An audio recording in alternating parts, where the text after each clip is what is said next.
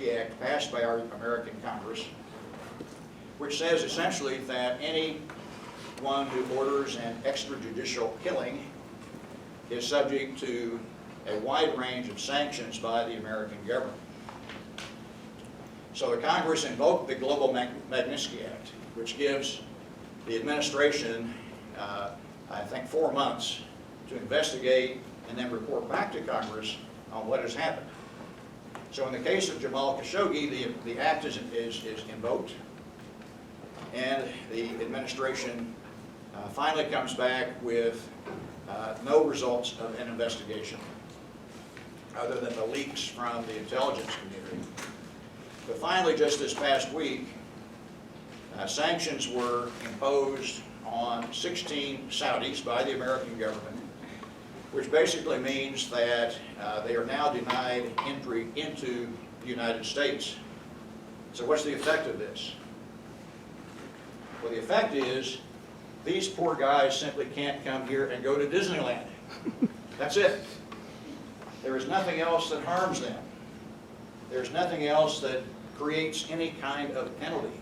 There's nothing that says to the world, this is an outrage, we're not going to stand for it. Jamal Khashoggi was a U.S. resident, father of 3 American citizens. So what's been happening in the case of Jamal? One of his sons was essentially under house arrest in Saudi Arabia after this occurred. Other sons were living in the United States. They were able to speak out.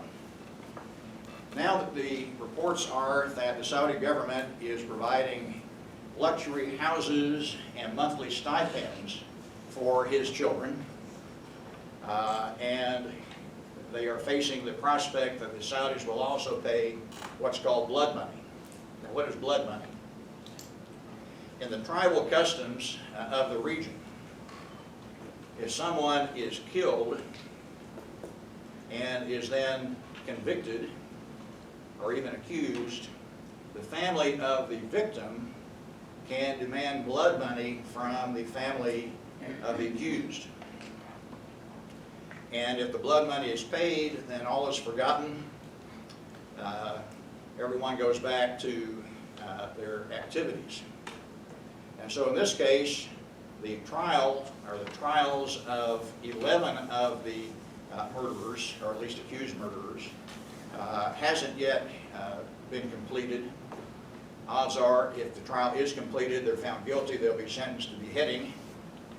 But if blood money is paid to the relatives, then they may be released from prison and go on about their daily lives, again with the only penalty being they can't come to Disneyland.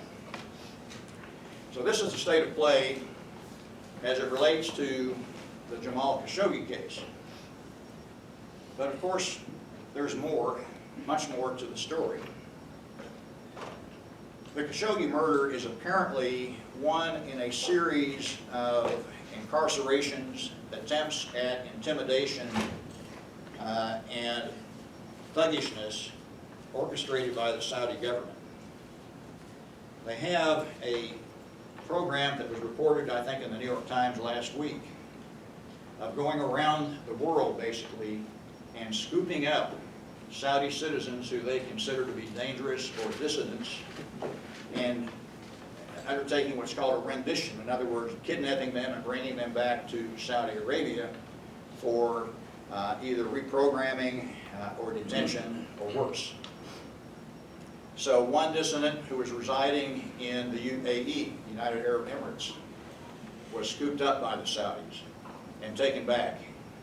Others in Europe have been scooped up and taken back. And I think it's also important for us to recognize that it isn't simply the Saudis who are undertaking the stifling of dissent, who are authoritarian in their approach to journalists and the press. In Egypt, for example, there was a woman named April Corley.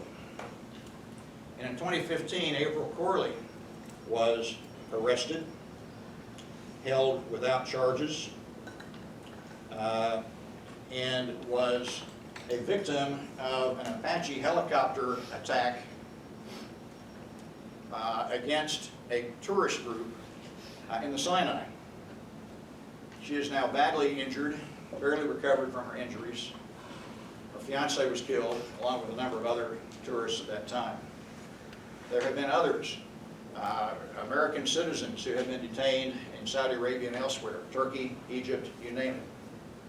And so we're seeing this wave of authoritarianism, which of course is quite afraid of any kind of dissent. We've also seen, for example, and not simply in terms of journalists, but any kind of dissenters, the women, for example, who were agitating for the right to drive. Well, the right to drive was granted, but guess what? The women who were agitating for it were thrown in jail. The same women who are asking for this right were thrown in jail. And this Crown Prince in Saudi Arabia has made it clear that there really is no such thing as rights in Saudi Arabia. These are not rights, they are privileges, dispensed only at the discretion of the Crown Prince. And when he decides to dispense these privileges, you should be grateful, but you should not expect that you have anything close to rights as we understand that term. So we're seeing a wave of this kind of authoritarianism. And so what do you do about it? We have gone for over 2 years now without an American ambassador in Saudi Arabia.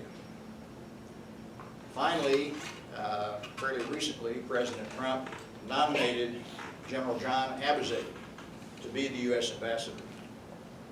I worked with John when he was the commander of Central Command. He was a 4-star Army general, West Point graduate, distinguished soldier of Lebanese descent, fluent in Arabic. And to his great credit, I think, he has agreed to take on this thankless and very, very difficult job of going to Saudi Arabia at a time like this. His confirmation hearing was held last week. He was confirmed. I actually met with him on that day in Washington. And he is committed to going over there, trying to maintain the relationship. At the same time, he speaks up for human rights, he speaks up for press freedom, and he speaks up for common decency around the world. But it is a very difficult needle to thread. How harshly do you punish the Saudis and the Saudi government for what 15 assailants, murderers have done, along with the Crown Prince who is running the country? Do you terminate diplomatic relations? I don't think so. There's a myth out there right now that because America is energy independent, we don't need the Saudis anymore. But that is truly a myth, because even if we didn't import another drop of Saudi oil, the rest of the world does. And if the price of oil goes to $200 a barrel because they have been blockaded or somehow we have cut off diplomatic relations, that affects our economy just as much as it affects the rest of the world's economy. The Europeans and the Chinese could no longer afford to buy what we sell them. There would be a global catastrophic economic effect. And so we have to keep the shipping lanes open. We have to keep the Strait of Hormuz open, the Bab el-Mandeb Strait off the Red Sea. We have to have a relationship with Saudi Arabia. And we have to understand that as horrible as this repression is, as horrible as Jamal's murder is, our relationship is still with the Kingdom of Saudi Arabia and not necessarily with Mohammed bin Salman, as powerful as he is. So again, you've got to thread that needle. It's frankly not unlike what I found as ambassador arriving right after 9/11. 15 of the 19 hijackers were Saudis. I'm faced with a prince, a governor of Riyadh, who says it was the Israelis' fault. How do you get their attention? You don't simply walk away, you grind it out, day in and day out. You You gain the confidence of their intelligence officials. You gain the confidence of the other government ministers. You gain the confidence of the private sector, dealing with them through business. But at the same time, you have to have some tools in your toolbox to make them feel at least some pain from having done what they did. And you certainly don't want to legitimize this Crown Prince. My guess is the Crown Prince will never again be invited to Buckingham Palace or the Élysée Palace in Paris. He will continue to hang out with cronies in authoritarian capitals of the world, Russians, Chinese, and others, and find it increasingly difficult to be welcome in many of the Western capitals where the values we're talking about here today still count for something.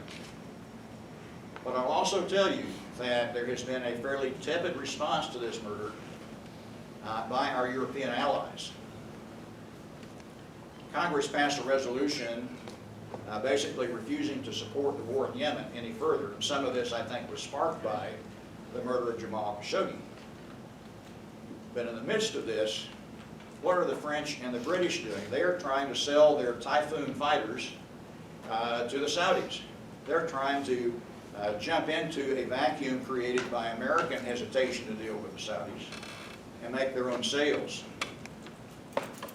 Only the Germans, under Chancellor Merkel, have said we are no longer going to be providing spare parts for the fighter jets that we have sold to the Saudis. This, by the way, has become very upsetting to the French and the British because this is a joint Eurofighter project funded by and manufactured by all of three of these European countries. And so if you don't have spare parts and you're France or Britain and you're trying to sell more and more to the Saudis, you don't have any spare parts because the Germans are not going to provide them. And so this is all kind of caught up in a big ball of twine right now that is very difficult to disaggregate. But we have values that are still out there. The United Nations Security Council is not going to be effective in dealing with this, largely because Russia would veto any resolution. Russia doesn't like the idea of any kind of restraints on authoritarianism or extrajudicial killings, as we've seen from what they've done in the UK themselves. What other tools do we have? Well, the Saudis are trying to build nuclear power plants.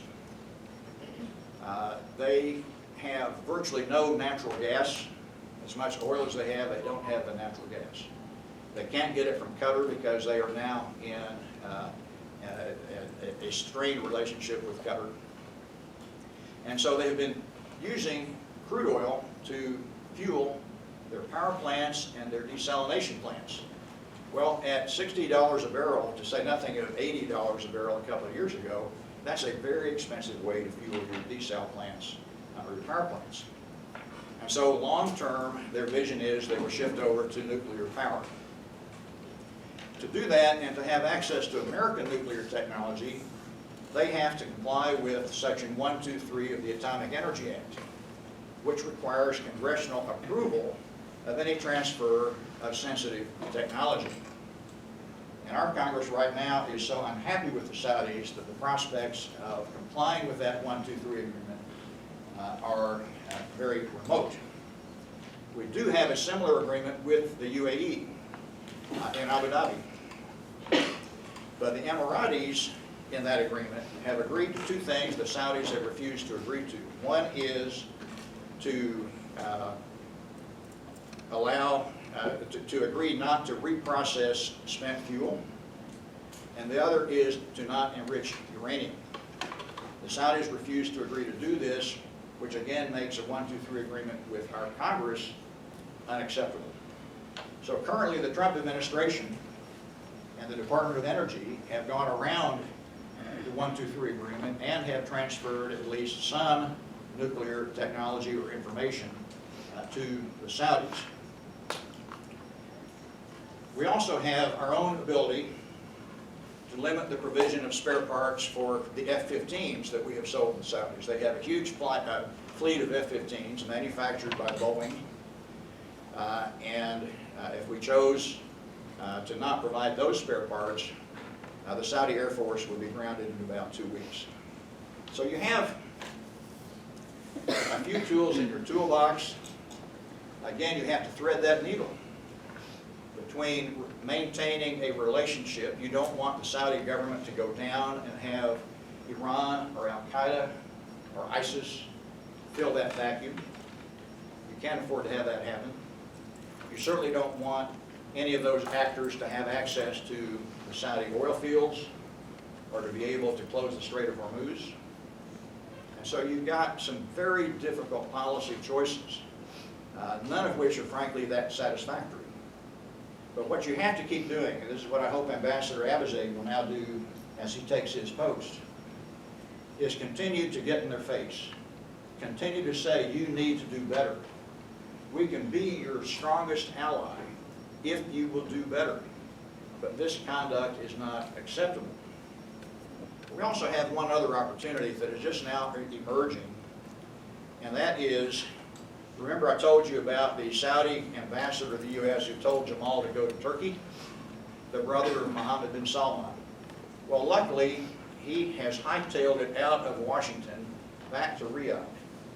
And so they have appointed a new ambassador to the U.S., the first female ambassador we have had from Saudi Arabia, Princess Rima bint Bandar.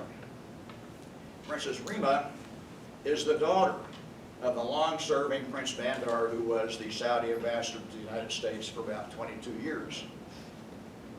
Bandar, by the way, was so close to the U.S. government, and particularly the Bush family, that they called him Bandar Bush. When I was getting ready to go out to Saudi Arabia, I went down to Crawford to see President Bush, talked with him about the Saudis, and he then said, you know, you need to go see my dad. My dad knows Prince Bandar very well. In fact, Bandar is vacationing with my parents right now in Kennebunkport. But he'll be back in Houston on Monday, so go down and see him. So I went down, met with President Bush 41. He could not have been more gracious. Gave me about an hour of his time. We started talking about Bandar. I thanked him for the meeting, shook his hand, got up to leave, and he said, oh, Bob, come back. He pulls out a note card from his desk, writes out a note for Prince Bandar, puts it in an envelope, and gives it to me. Now, he didn't seal the envelope. So I took that as permission for me to look at it when I got to my car. Open it up, and I look at it, and it says, Dear Bandar, great being with you last week. Sorry the fish weren't biting. Please be nice to this guy or Barbara will get you. So that was my introduction to Bandar. And Bandar, being the father now of the new Saudi ambassador, I'm sure has given her a lot of information about the United States. And in fact, she grew up in Washington, D.C. That was during the time that he was ambassador. And so she knows many, many people. I serve on the board of the Middle East Institute there, and she has spoken many times to the Middle East Institute. I think we have a chance that she will be someone who will at least listen. The question then, of course, will be how much influence does she have with the Crown Prince? What will she be able to communicate back and forth? Will she simply be a figurehead who somehow cleanses some of the stain of the relationship created by the murder of Jamal Khashoggi? The answer to that is stay tuned. Thank you for listening, and we can have some questions now if you want to come and answer a question.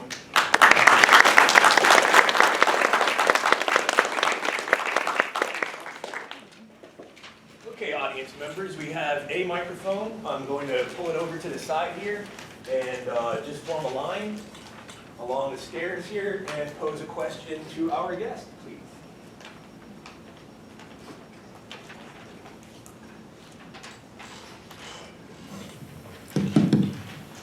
Don't be shy.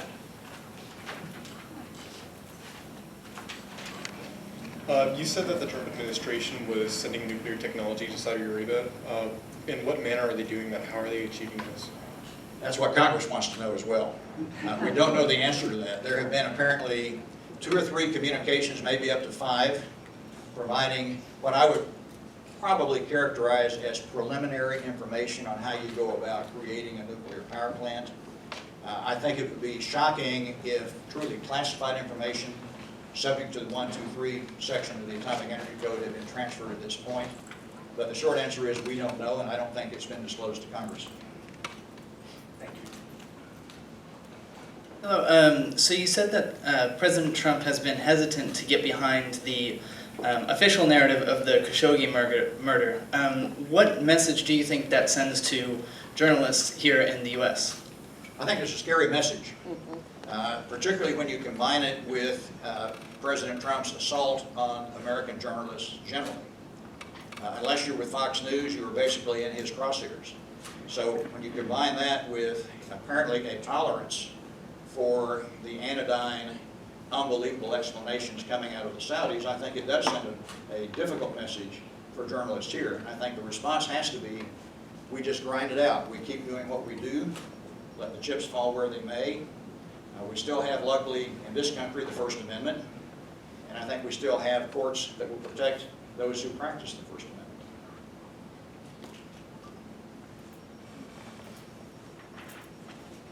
Ambassador, I have a question for you. What do you see as President Erdogan's role in all of this?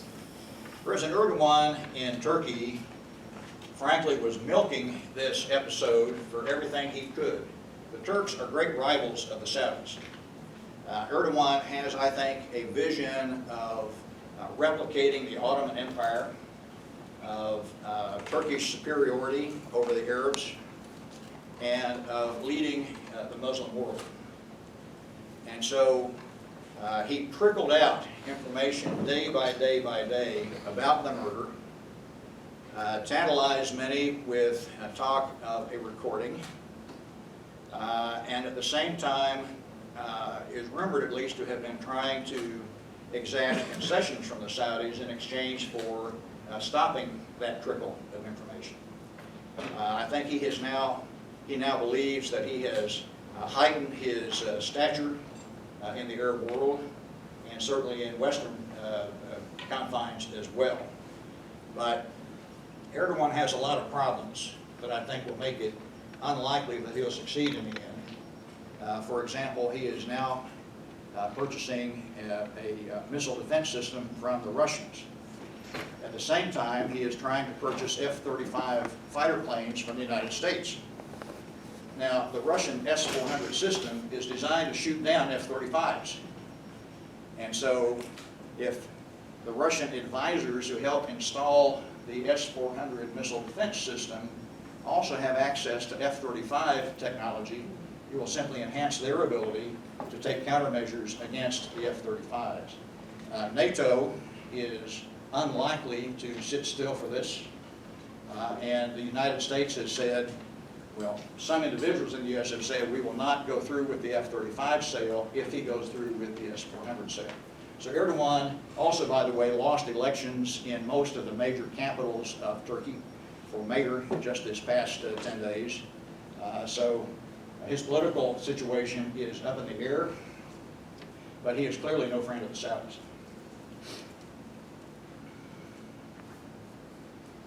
Is Saudi Arabia a real stable country? Are they susceptible to an internal coup, anything like that? I think they are likely as stable as they could be. These authoritarian regimes are inherently unstable in the sense that they impose their will on the population.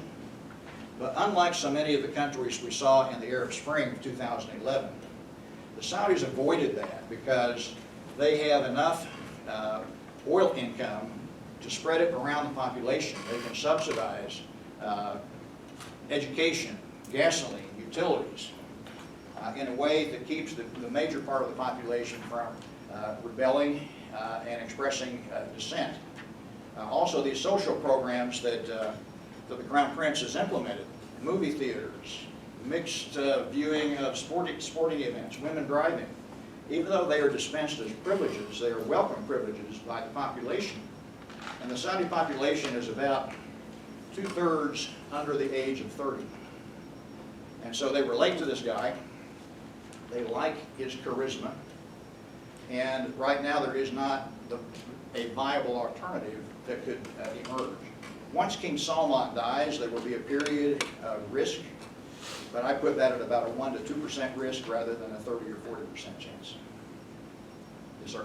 Ambassador Jordan, with your mention of the blood money payments to the family of Jamal Khashoggi and the importance of the Saudi government to the economy worldwide, and our limited response of maybe just a stern disappointment with these actions, it sounds like money is the overriding factor in all of these responses, whether it's to the family, whether it's by the part of the government. Would you say that that really is the case here? I think money is a large part of it, but I also think the lack of alternatives is what has led us to an unsatisfactory outcome here. I went through the list of tools in our toolbox. They are not very imposing. The money part of the trade with Saudi Arabia is important to the economy. And the family blood money issue, I think, is not irrelevant to them. But what choice do these kids have? What choice do the family members have?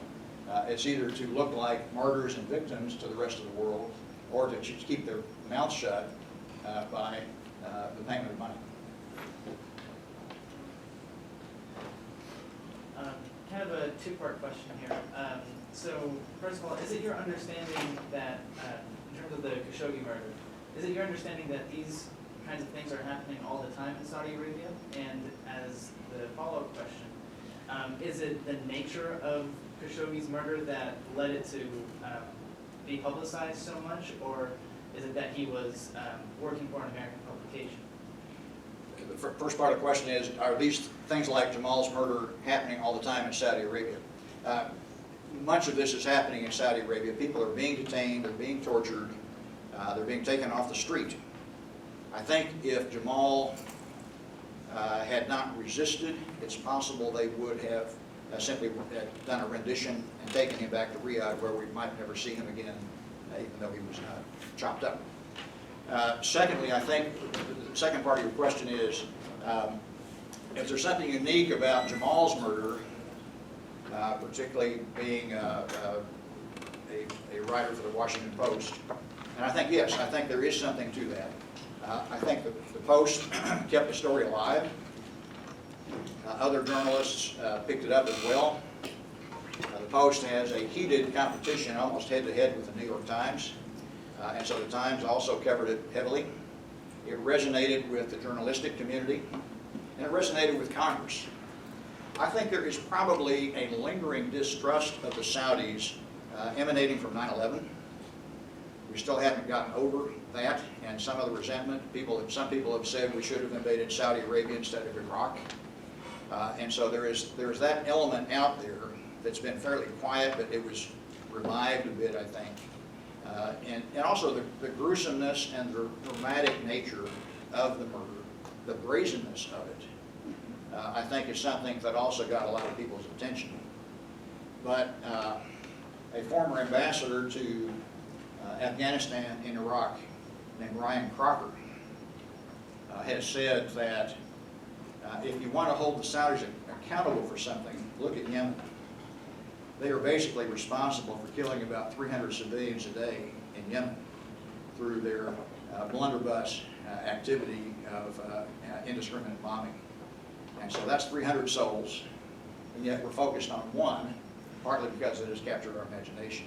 And it also stands symbolically for press issues, I think, as well. I'd like to take a walk down memory lane with you and perhaps illuminate for students a deeper sense of this relationship. We don't talk about the Soviet invasion of Afghanistan and how we cultivated a very close relationship with the Saudis back then, which would lead us to 9/11 in many ways.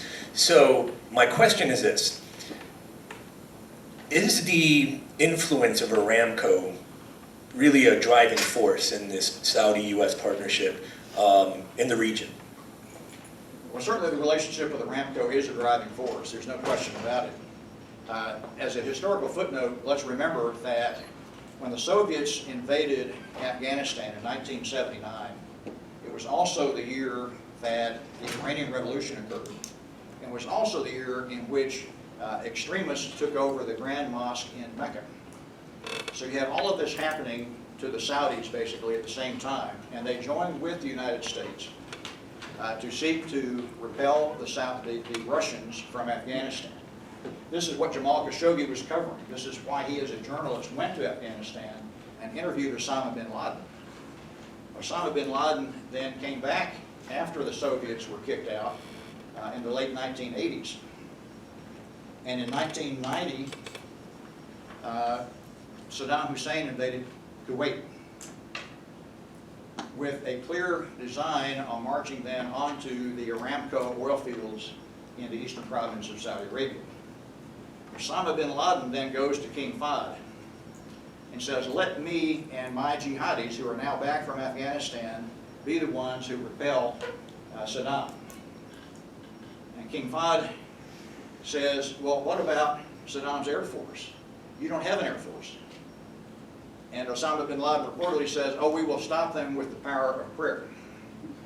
Well, that didn't quite cut it, and so the next day Norman Schwarzkopf is in King Fahd's office, and the United States are bringing 500,000 American troops in to basically safeguard Aramco.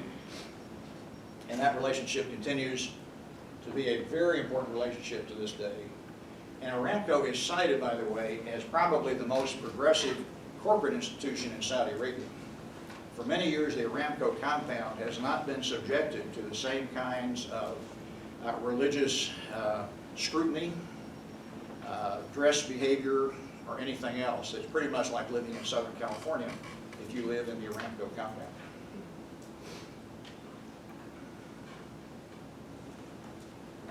Yes, ma'am. Could you speak a little bit about how difficult it would be for anyone in Saudi leadership to actually bring true reform, something that would be more progressive, because they have a Wahhabi clericship that is actually maybe ones who are truly in power. But to be honest, the Saudi family is them themselves as individuals are not really following the tenets of the Wahhabi Islam. They drink, there's prostitution, there's, you have gluttony, how much they would have to actually appease these clericship, and would real reform be even attainable? That's a great question. How easy is it to reform in the midst of the Wahhabi clerics' dominance? And I think the short answer is, take a look at what Mohammed bin Salman has been able to do up to this point. If he has a Wahhabi cleric who disagrees with him or criticizes the reforms that he's implementing, that cleric is fired and is in detention. And he has detained a fair number of Wahhabi clerics over the last year and a half, and has made it clear that those who remain are going to toe the party line, they're going to toe the reform line, and if anything, they are going to bless it